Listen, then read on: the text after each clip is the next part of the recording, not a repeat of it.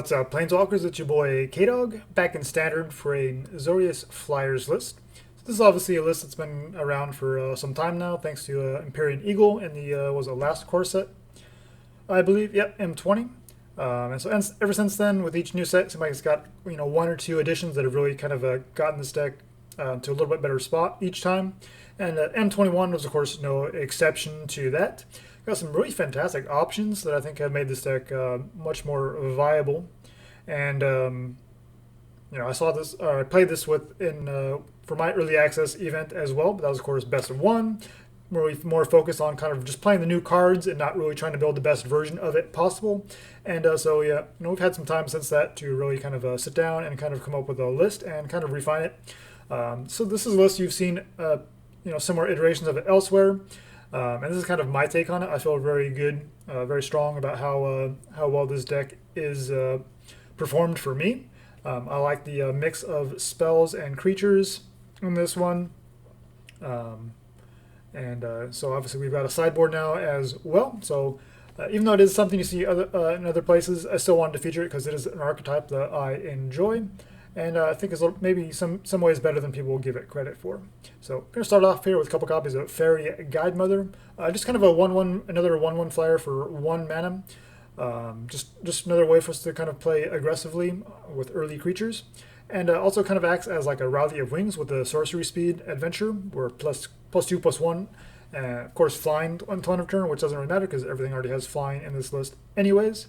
So just kind of having that flexibility on the creature, but just 2 copies because I think we have better kind of 1-drops and things we could be doing. But certainly in situations, the Faerie Guidemother can put in work for us and give us another turn 1 threat to start beating it down with.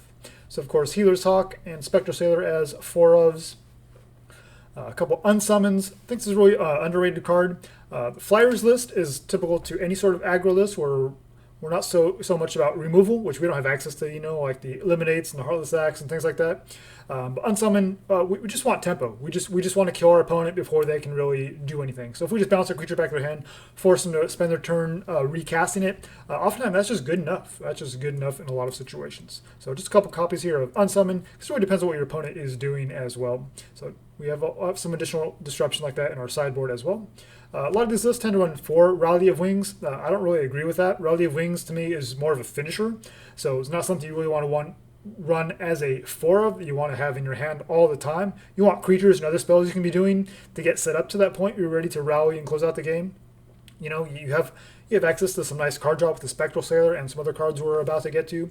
So you're going to draw into your Rally of Wings at some point. So you don't need to run all 4 copies. You could use this defensively sometimes as well, but that's not how you want to do it. It's not really how you want to play this as aggressively as possible. And so just a couple copies of Rally of the Wings to make room for other things, I think is the right way to go. And that's just my personal opinion as well. Lofty Denial, M21, this card is just fantastic. 2 mana instant speed to counter target spell unless controller pays 1. However, you control a creature with flying, they have to pay 4 instead. So this is basically just 2 mana counter anything, which is pretty amazing. Another reason to run like the Faerie Guidemother just to give us some additional 1 mana plays here. And just protects us from board wipes, protects you against planeswalkers and spot removal. Lofty Denial just pretty much does everything, and just being super efficient for 2 mana is incredible. And if the game goes to the point where your opponent can pay 4 for it, then you're probably behind anyway. So like I said, we're a tempo deck. We want to close out the game as quickly as possible. The Sovereign is amazing, just gets really big, really fast. 1/1 flyer, 2 mana, gets +1/+1 for each other creature you control flying, and has the activated ability 4 mana to make 1/1 bird cat creature tokens. So having those down is mostly just there, just give it the +1/+1. But sometimes those 1/1s can be the extra little bit of damage to help you close out games as well. And Staggering Insight is our lifelink, is our card advantage. Aura +1/+1, lifelink. Whenever a creature deals combat damage to a player, draw a card. We're playing a bunch of flyers, so your opponent probably isn't going to be doing that. If they are, we have things like Unsummon and Brazen Borrower, the petty theft side, of course, to bounce your opponent's blockers out of the way so you can get through for damage. Gain some life, draw some cards, and keep digging. Watcher of the Spheres, another new card here, Core 21, 2/2 for 2. Flying, creature spells you control fly and cast one less to cast, which only matters for our Brazen Borrower and our Empyrean Eagle, but it can be pretty clutch in those situations, especially when we're trying to hold up like a Lofty Denial, an Unsummon, a Rally of Wings, things like that. It can be pretty clutch for us. So this actually does it really well. And whenever a creature with flying enters the battlefield under your control, it gets +1/+1 until end of turn. So, you know, if you're able to string together a couple of flyers, 2-3 flyers, then this can put in a lot of work, especially things like Staggering Insight. This card can get pretty out of control pretty quickly. So, of course, all 4 Brazen Borrowers. We do have that's why we're running the Fabled Passage, so we can find those double blue when we need it and things like that. But yeah, just having both sides of this is amazing for us. So definitely run all 4 copies. And, of course, the Eagle, giving all of our creatures +1/+1. 22 lands here, 7 plains, 7 island. The Shock land, of course, Hallowed Fountain. And instead of the Temple, running Fabled Passage. Want to have that fixing and kind of thin the deck just a little bit to kind of help us dig for more spells. Doesn't have a huge advantage, but you know, like I said, that fixing. Sometimes we're mostly blue, but you still need the white on turn 1 as well. So that's why everything is so well balanced. But Fabled Passage kind of gives you that fixing. So you have the white blue on all these spells. And then you have the double blue for Brazen Borrower. The Fabled Passage just lets you get that mana source that is exactly what you need so you can cast what's in your hand. All right, sideboard here. A couple Light of Hopes for the life gain against like the mono red matchups, the +1/+1 counter, so maybe you can dodge a shock or something like that. And also the enchantment interaction as well. Glass Casket for other aggro matchups, even flyers. Tail's End, I think, is a card that doesn't really get the love that it deserves. Not only can you, of course, counter Planeswalkers with this, but you can also counter triggered and activated abilities. So Shark Typhoon, Sharknado, if they try to cycle it, make a dude, and which of course tries to block your flyers. No, you can just counter that triggered that activated ability of cycling, and they don't get a token to block your flyers, and maybe they die. So that's pretty cool. Of course, we have the Unsummon in the main, which can bounce the token, which acts as removal as well. But if your opponent's on a very controlling deck, then obviously you're probably not going to be wanting to run Unsummon against that kind of situation, except for those cards. But it's pretty. You could probably do better. In which case, Tail's End works just fine. And Unsubstantiate is it's a really fantastic tempo card. Maybe not as good as I want it to be, but I still think it's a really interesting card. We don't really care that they get their removal spell back, their Shadow of the Sky back in their hand. We know that our creatures aren't dying that turn, and there's a pretty good chance that we'll be able to untap and swing in for lethal on our turn after that. So, your opponent goes to Shadow of the Sky, they tap out, Unsubstantiate, Shadow of the Sky goes back to your hand, and we just untap and kill them. So that's kind of the main idea behind this card. Maybe it doesn't always work out that way, but that's kind of the idea, the hope. Sorcerous Spyglass, if your opponent does resolve any Planeswalkers, you don't want them to activate it, especially like a Teferi or something like that. Like, sure, you don't get to play instant speed anymore, but you make it so that they can't at least bounce your creatures. But mostly it's here for some of the more removal type Planeswalkers, or even like a Priest of Forgotten Gods, or Witch's Oven, things like that. So that can be pretty useful. Banishing Light can come in for like Glass Casket when the Glass Casket doesn't line up all with our opponent's doing, as a nice utility removal. I guess those removal heavy matchups, I think Gideon is a pretty reasonable option here. Dodges the sweepers, and it's a 4/4 threat your opponent has to deal with. And then another way to kind of get around Teferi is a couple copies of Mystical Dispute, and that works well against those control decks as well. So that's the deck. Let's run into some best of 3, see how it does. All right, up against Master Poet. Gotta go first. Perfect. Hand's not amazing, but we do have the turn 1. We have the Petty Theft, and we have the Eagle. The odds are we probably just crack this passage for a second blue source. Although, it doesn't really work because we can't have it come in untapped until turn 4, and we want the Hawk on 1. So I'll probably just have to go for Hawk into Island and just hold up the Brazen Borrower on 2. Curve out into Eagle, and then we'll have the Fabled Passage for a second blue source. And I hope that's good enough. So Island from our opponent. So maybe they don't have anything we care about, so I think maybe we will actually go for that. Could be a Spectral Sailor, in which case this is a mistake. So maybe we should have gone to combat first. But we'll see. It's hot. Okay. So we dodged a creature there. Op implies more of a controlling deck. Or could just be like, is that spells? Nope, it's Dimir. Well, that's awesome. Running Thought Erasure in the casual unranked queue. I mean, we're running a pretty decent list too, so whatever. So they get rid of our Eagle, which kind of sucks. We'll crack blue source. So yeah, I don't like they're going to have many permanents. They could have like a Teferi though, which would suck. But I think I'd rather just get these borrowers online for the 3 power, but they probably just have a Ritual of Soot. Okay, no second black source. Thought Erasure number 2. That's amazing. You're so cool, opponent. Running Thought Erasure. Turn 1, turn 2. Or turn 2, turn 3, I should say. Yep. Well, we'll flash us in. Swing in for, say 4, but I think we just, they don't know about the Fabled Passage, so we'll hold it and see if they want to Thought Erasure us again. So we can play both sides of this and just lose to a sweeper. Hit for 6, down to 12. You could save it, but it's just a 1-1. I don't think it's going to carry us to the finish line. So we'll just play it out and hope for the best. Okay, they wait till our instep to opt, get the most information possible before they decide what to do with that. And Ritual of Soot, nope, Thief of Sanity. Wow, so they're an aggro list, but they were just hoarding up all those spells, just because they're part of the Cool Kids Club, I guess.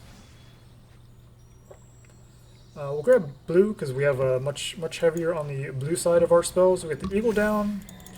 We can swing in for a lot. They can block and kill something, but we still are in a pretty good spot.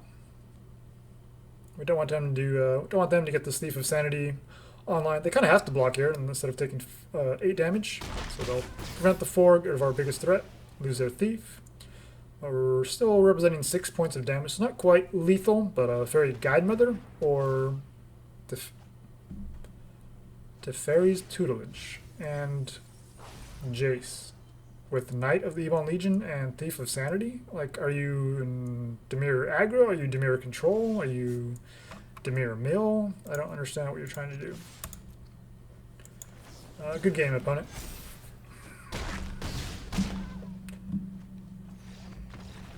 I mean, you're just better off instead of Knight of Ebon Legion, just running like Heartless Axe and things like that.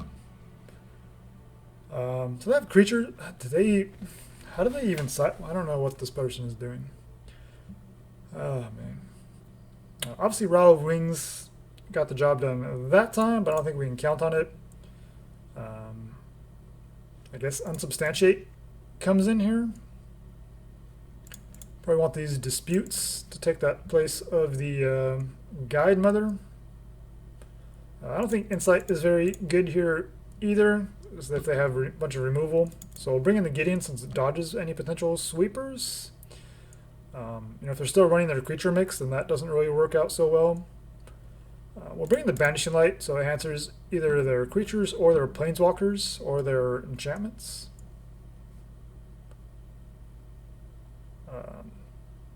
I mean, are we worried about their tutelage? Not really. We're just trying to kill them before mill even matters. So we'll try it like that.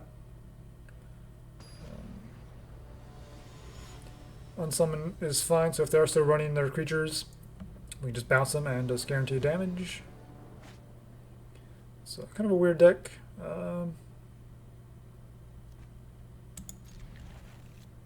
So we're...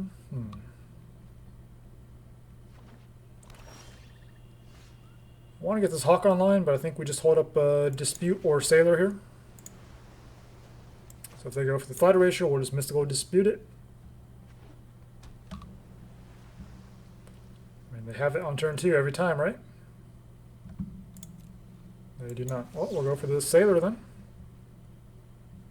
Then we can Healer's Hawk and still hold open Mystical Dispute.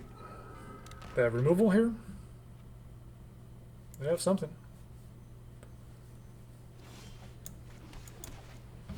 Play Hawk, and just keep holding up our Mystical Dispute.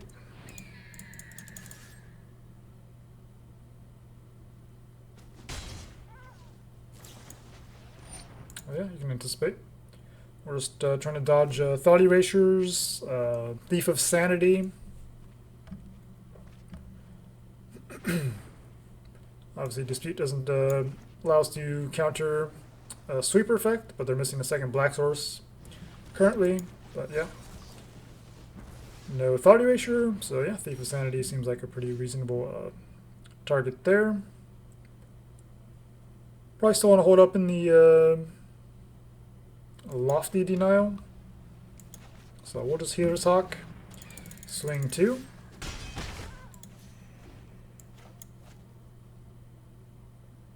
If they go for a Sweeper or Jace, then we just Denial. Don't care about that. And if we don't have to use it, we have Watcher and then hold up Denial next turn. So either way, I think we're covered. Petty Theft. Crack a blue source, play the Watcher, hold up Denial.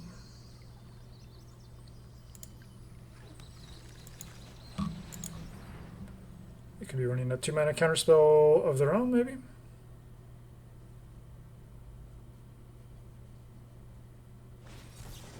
Quench. I think we want that. I think we want that.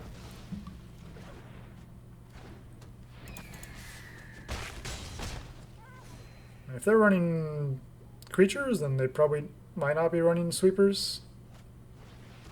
Ashiok, sure, you can do whatever you want. We don't have anything that searches, so we don't really care about that. They want to exile our graveyard. Cool. We're just trying to race their life total. We're just going to ignore anything Ashiok does. At the end of the day, you know, mill doesn't really matter what they hit because you don't know what you're going to draw into.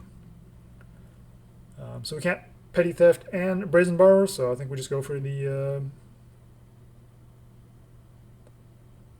man. We get the plus. Is it worth getting for extra point of damage? What are we at? 3, 4, 5, 6. Put them down to 8. 3, 4, 5, 6, 8. Yeah, I think we have to just to. I think that's lethal if they can't answer this board. I'm just asking a lot from a Dimir list, but see, 3, 4, 5, 6, 7, 8. Yep.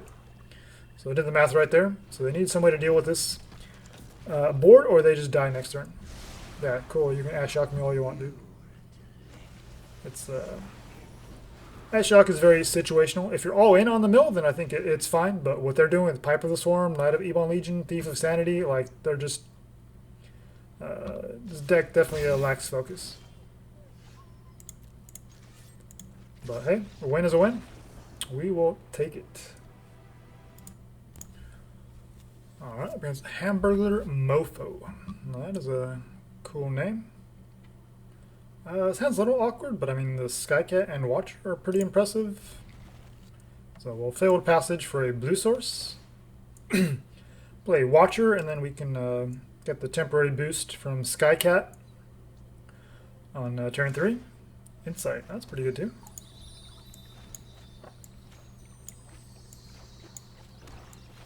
But with our opponent showing Golgari colors, they probably have lots of removal. Paradise Druid, so still don't know what we're up against. Blue source. Healer's Hawk.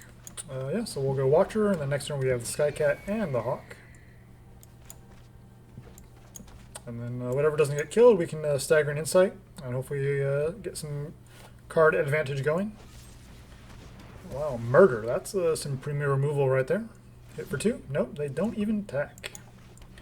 Well, we'll still go for the Hawk and Skycat. Would have been swinging in for 4 there, but of course they had removal because they're in Golgari. Now see what they have here. Next turn we actually double Insight, which is kind of cool. But wow, they have Murder number 2.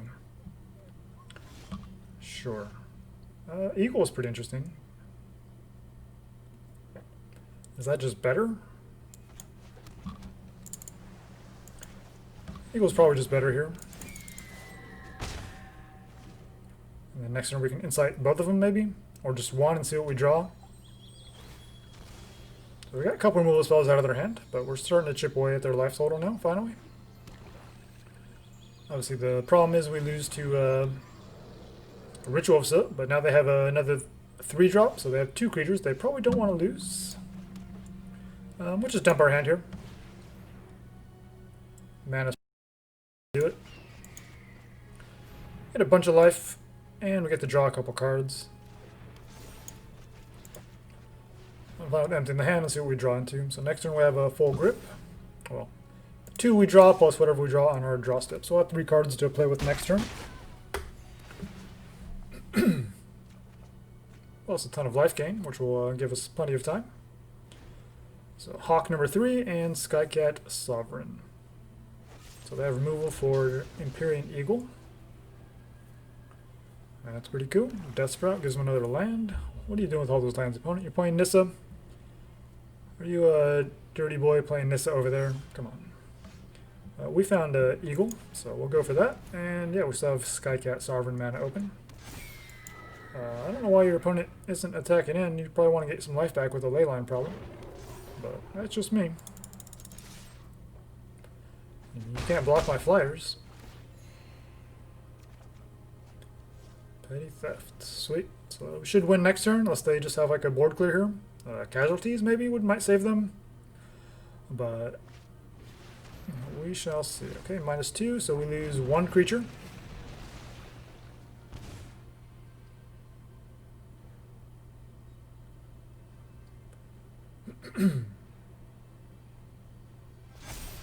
Okay, so 4, 7. Yeah, we just have lethal on board.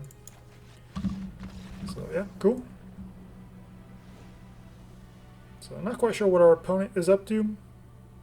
Obviously tons of removal. We saw Paradise Druid, we saw Leyline Prowler, so like ramp creatures, which implies they don't have a bunch of sweepers. And then we saw Massacre Worm, which we were able to get past that thanks to our Empyrean Eagle and Skycat Sovereign. See, it's not legendary, so Tails End doesn't do it. I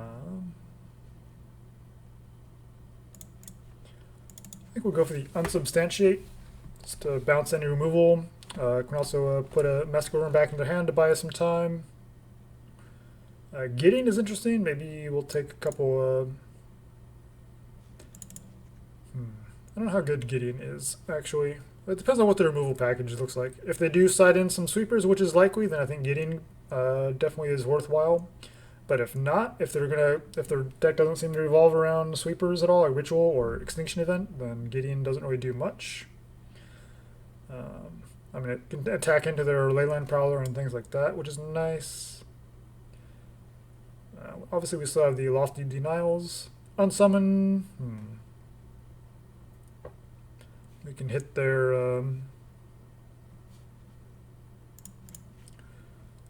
Leyline Prowler, but still it's pretty medium. We'll just go with the Banishing Light just to kind of see what they're up to.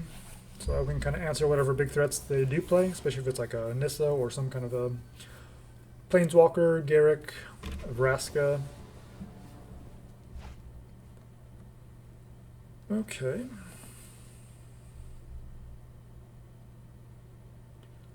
So we have some decisions to make here. Well, we're on the draw, so we get to kind of some time. Okay. Probably just want to go for the Hawk, just to get the life gain online first. And then we can maybe just play at flash speed. Okay, Forest, Paradise, Druid. Alright. I think we just want to go for the Watcher, actually. We'll swing 1, get the life gain going. Next turn, so we have double blue already. But we're still pretty heavily into blue, and we have the plains and the fountain, so we'll probably just crack Passage on 4 for another blue source. Next turn, we'll probably just go Eagle. Extinction Event. Okay, we have 1 and a 2-drop. What do you want? You want the Healer's Hawk. Keep your Paradise Druid alive? Sure. Sure. We'll just go Eagle. Swing 3. Or 4.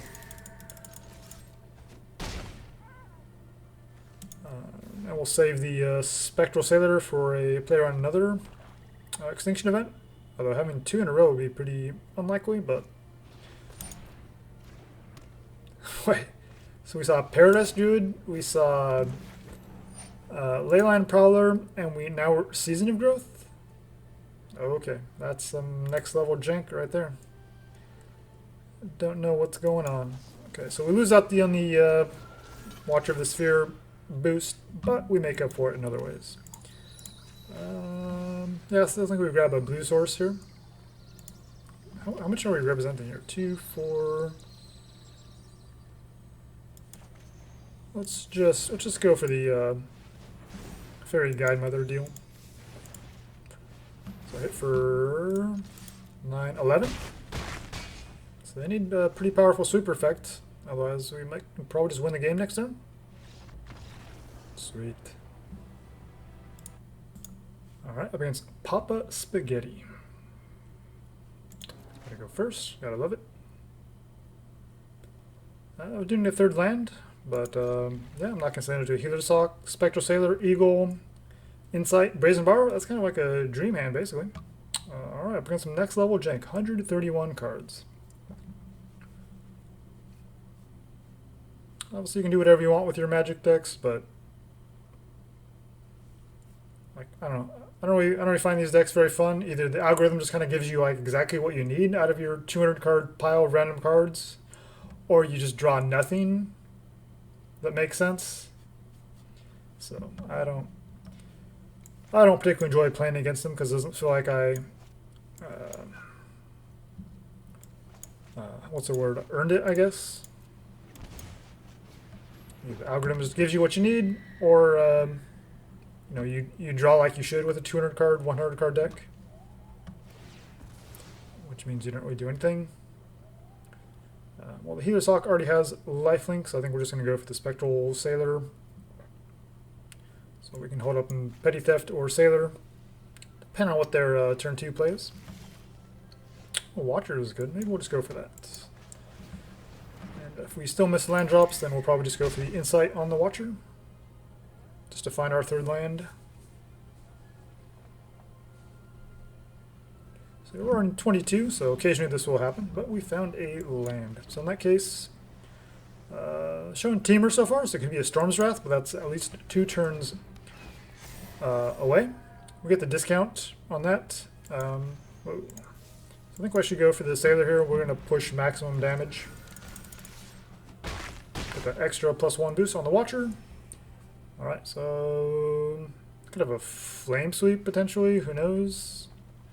Which would kill 2 of our creatures. Okay, it's a Shrines deck. We can bounce that. This has the most upside for power, so we'll go with that. What are we swinging for here? A lot. Put it down to 2, draw a card, Skycat. We'll bounce that. We don't want them to get that mana boost. Even just a single little bit of mana might make a difference.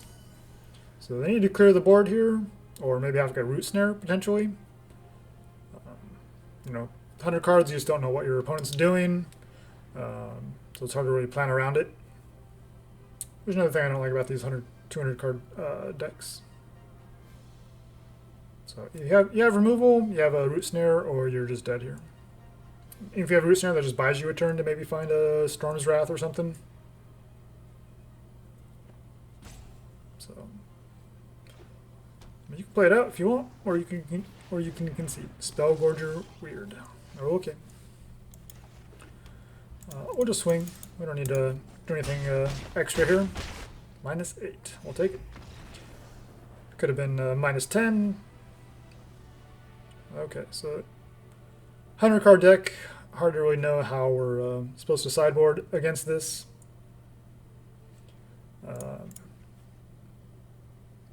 Rally Wings could just be win more. We'll go Unsubstantiate just for the flexibility. If they're running Shrines, then we probably want to maybe run the Light of Hopes. I mean, where there's one, there's probably multiple. Could bring some Banishing Lights as well. I think we'll just run it like this, and we can adjust here in game 3 if it comes to that. You know, when in doubt, less is more when it comes to sideboarding. So Yeah, 100 card deck. I mean, they played a Shrine, they played a Spellgorger weird, and they didn't really do anything interesting at all. So just like I don't feel like it was particularly an interesting match.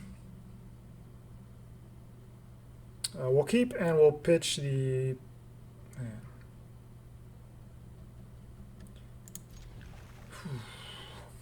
Fabled Passage or Plains. If we don't draw a land, we guaranteed have the Eagle on 3. But we do want a second blue source, so I do want to keep this Fabled Passage, but I think we'll just have to play with the hand that we're given, so we'll just keep the double plains just to guarantee we curve out into Eagle on 3. And even if we miss out on Fabled Passage, fixing our blue mana. Or witching, well, sure. Let them scry first, in case that influences our decision if we have a Spectral Sailor out. So we're swinging for 4 next turn. That feels pretty good. So flash in the Sailor, then play Eagle. Wow. That's a lot of planes. Like something else here, please. Please attack. Lot of planes. Either a creature or a spell. Staggering Insight would be pretty impressive right here after that mulligan. Okay, Spellgorger weird. Ooh. We'd like to find a second blue source. Healer's Hawk has lifelink. Eagle is a magnet for removal, so we'll put it on the Spectral Sailor. We'll draw first, hopefully find another land. Either a blue source or a... nope. Hallowed Fountain, Fabled Passage, something like that. No land, so we'll just go ahead and drop the plains, just because. And now Healer's Hawk, we have lethal. So representing 9 damage here. 2, 4, 6, and 3 is 9. They go Sanctum, tap out, and they can hit for 3, no problem. But they are just dead next turn.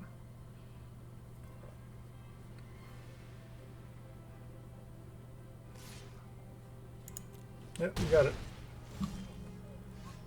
Alright, Petty Theft. Well, we'll just attack. We don't need to show off. Let's see what our deck is doing. We had plenty of answers there. That Insight was pretty clutch. Yeah, so Azorious Flyers is definitely a pretty reasonable deck, reasonably competitive. I feel pretty good with the way my list is configured and how it stacks up against other creators and how it stacks up against the meta. What we got here? So yeah, definitely expect to see this list quite a bit before a rotation. Obviously, it's going to be losing quite a few pieces. Eagle rotates in the fall. What else are we losing? Rally of Wings, which is a popular card in that archetype. Spectral Sailor and Healer's Hawk, which is those are two pretty clutch cards here. And of course the Faerie Guidemother. Actually, no, that is Thorn of a Drain, so it does not, of course. But yeah, Hawk and Sailor are pretty clutch cards, and of course the Eagle. So yeah, Flyers definitely gets a lot worse after Fault, depending of course what we get in Zendikar, but I doubt we're going to see too much support for Azorious Flyers. It'll probably have to build over again or just be forgotten for some time until they revisit more, just start giving it more support. But yeah, definitely feel like it's as strong as it's ever been. There's only a few months left to actually play this archetype before it probably goes away a little bit. But yeah, there's definitely lots of powerful tools. There's definitely some tweaks you could do if you want to kind of tune it a little bit more to your style of play. If you're more into like all in on the low to the ground like Safar style, which I'm not really a fan of. I don't really want to tap out my creatures to get a big old 7/7. Like you don't even need Safar to win. You can just win with all of your 1 and 2 mana flyers. Like the Skycat Sovereign gets huge. The Watcher of the Sphere can get those +1/+1 boost, and you don't even really need that big top end, I don't think. And especially when you have like things like Staggering Insight that give the +1/+1 and the card advantage as well. I just don't really see the point in running those. Lofty Denial, such a clutch card. We put in some work for us there. And then Brazen Borrower, just an amazing card in general, and it fits in perfectly with what this deck wants to do. The Faerie Guidemother, I feel like it showcased pretty well. We saw it do that +2/+1 and really help us close out some games. And I think I'd use the Spectral Sailor's activated ability, but that can definitely be clutch if you get into a board stall situation against like a mirror match. Unsummon, like I said, just an underrated kind of a tempo play. You know, we don't care about removing spell creatures. We just want to get them out of the way, slow our opponent down, make way for our flyers to attack in, and things like that. And Riley of Wings, again, I think just 2 copies as a finisher is all you really need. So this is my take on it. It's done well for me. So thanks for watching, guys. And until next time, make sure you jank with a purpose.